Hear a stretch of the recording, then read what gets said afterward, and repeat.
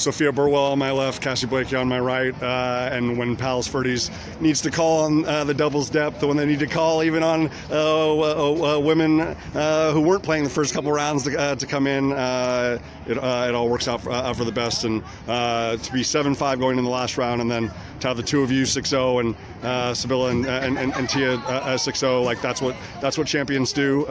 Sofia, how significant, how meaningful was that moment for you, and you guys being able to respond the way you did? I miss it. I miss playing with Cassie. It's always fun, and I think, especially playing with her, it's like smooth, and it's I don't know. It was nostalgic because I played with her like the majority last year, and I haven't this season, so I was really glad I was able to do that, and yeah, I had fun, and it's What does it mean to you? It was really fun, especially because my last time playing Mira Costa, so it was really cool to like be able to play with a partner I played with a lot. It like just brought me back as well to last season when we played together like a lot, and you just like always know what you're gonna expect when you play together. Absolutely. To that point, I mean, you told me back at home like you've never missed a Costa match. You weren't gonna miss that one even if you were going around on one leg. Yeah. But obviously now to complete your entire career, in the senior class, never having lost to this team, all 8 in Bay League, in a tournament, as well, like of all the things that you've achieved, like how proud are you that I can say that out loud, and that's part of your resume? I mean, it's really, really cool. Costa is definitely like our rival, to say, like not Penn, it's more Costa. So I think it's super awesome that I've gotten to play all 4 years against them, and just the energy is always the best when we play Costa because everyone wants to win, both teams, both sides. Like it's just really fun.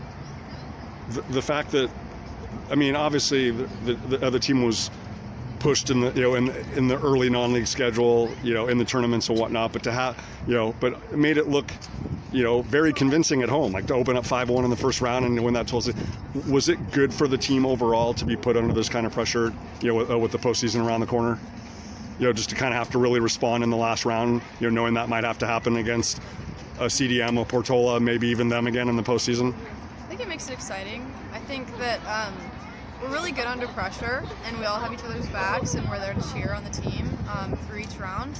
And I mean, sometimes it's a little stressful if you're up or down like a lot in the first, but I think it works out, and we've seen it happen, so it's I've obviously I talked about the impact of when you came back, to play against them at home, like Danielle being inserted in the lineup. Now all of a sudden, right as the postseason's coming around the corner, here comes CMS early.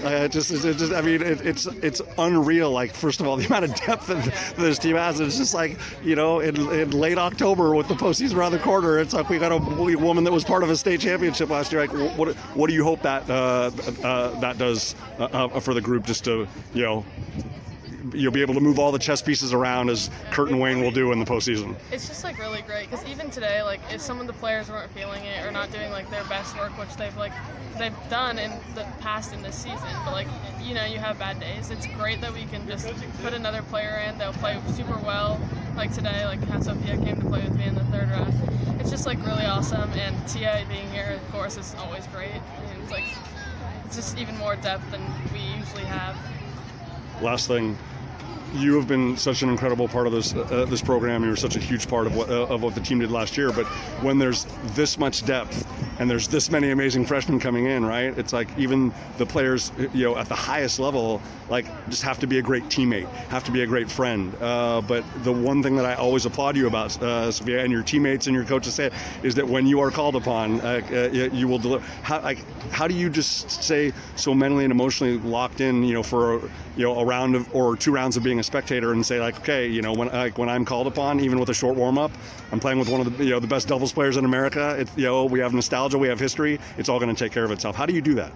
I think I'm grateful for any time I get to play. I love this team, and I know how great everyone is, and so it really is fair how many rounds you get wherever it is. I know the coaches are going to play me when they need me, and I will be there, at least do my best to be there.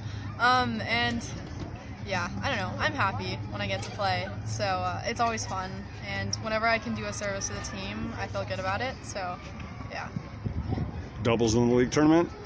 Yeah, For you? for sure. Okay. We got to make sure there's a legitimate run at another championship for Yeah. you. So Doubles is always so fun. awesome, ladies! Congratulations. Thank you. Thank you.